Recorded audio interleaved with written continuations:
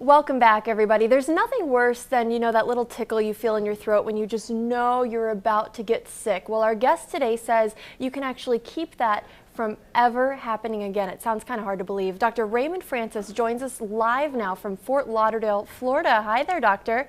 Hey, how are you? Good, good. I'm so glad we could make this work out. So you have this book that's called Never Be Sick Again, and that sounds amazing, but it's hard to believe.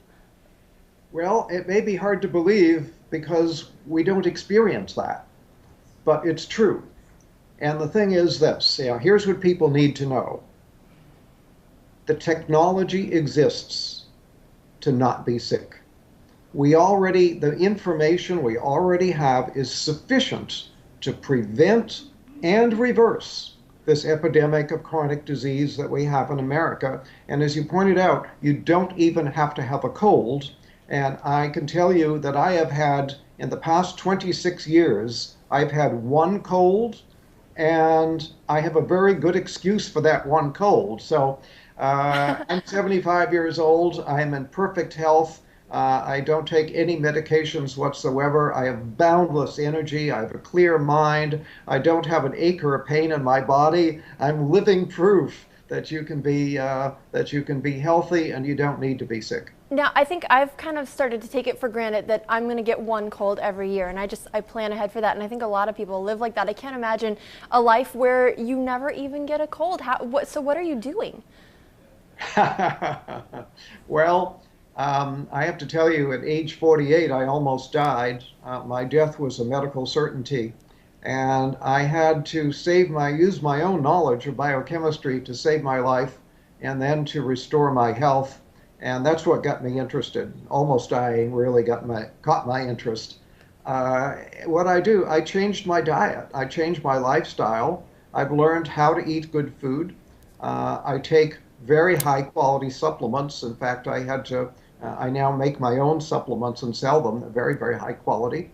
I get regular exercise. I meditate on a regular basis. So in short, I changed my diet. I change my lifestyle, and I take very high quality supplements, and that's why I'm so healthy. So what are some changes that all of us can take? Because not everyone is able to, make their own supplements in their home. So what are some simple things that we can do right now to keep ourselves from getting sick again? Okay, well, simple things. If you want to do one thing and only one thing, get off of sugar. Sugar is a deadly metabolic poison. And if you look at it from a biochemical standpoint as to what happens to you when you eat sugar, I wish I had a blackboard here right now and I could fill a whole wall with what happens when you eat just 1 teaspoon of sugar. Now, what about the sugar in, say, like fruit or apple juice or something like that? Well, apple juice, no, but fruit. If you eat a piece of fruit, that's okay. Okay. A fruit juice is not okay because you get too much bioavailable sugar and you get a sugar spike in your blood. But when you get a sugar, you can eat 1 teaspoon of sugar. Within 2 hours, your immunity will be reduced by 50%. And then people say, oh, I caught a cold. No, you didn't. You reduced your immunity and you then made yourself susceptible to an infection. So that's why I don't get colds. I don't get infections because I keep my immunity strong. I don't eat sugar. All because of sugar. So that bag of jelly beans we've been passing around here in the newsroom ever since Easter, that's something that's hurting us. Bad idea. Bad idea.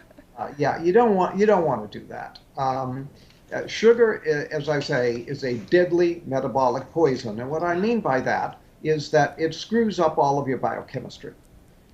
Just 1 or 2 teaspoons of sugar will throw your normal biochemistry into chaos for a period of 6 to 8 hours. And that's not very much sugar. It doesn't sound like a lot. Sugar. One cola drink has about 10 to 12 teaspoons. So you eat 1 to 2 teaspoons, your body is going to be in biochemical chaos for 6 to 8 hours. Now, health is when all of your biochemistry is balanced and all your chemistry is working right.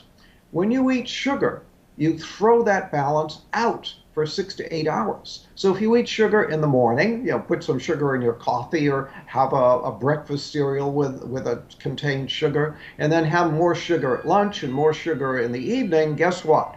Your body is going to be in biochemical chaos 24 hours a day. So And what's a good amount then to get on a daily basis? none, None. none, yeah. Uh, I'm in Sugar trouble. should be outlawed. Basically should be outlawed. We should not, and here we allow children, we don't allow children to smoke cigarettes. We don't allow children to drink alcohol, but we allow them to buy sugar and eat sugar. Sugar is far more dangerous than alcohol or cigarettes.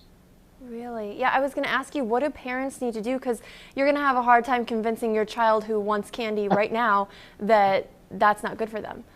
Right. I understand the problem. I'm well aware of it. But you asked the question, what can people do? That's one thing anybody can do to improve their health. Sugar causes every imaginable disease. For example, Alzheimer's. Sugar is the leading cause of Alzheimer's. Sugar is a major cause of cancer, a major cause of heart disease, a major cause of diabetes. This is, it's a major cause of colds and flu. Sugar is a deadly metabolic poison. Get off of it. Now, let me ask you, how did you come to this understanding of sugar? Because if it's so bad, why aren't we hearing about this all over the place? A lot of, my doctors never told me not to eat sugar.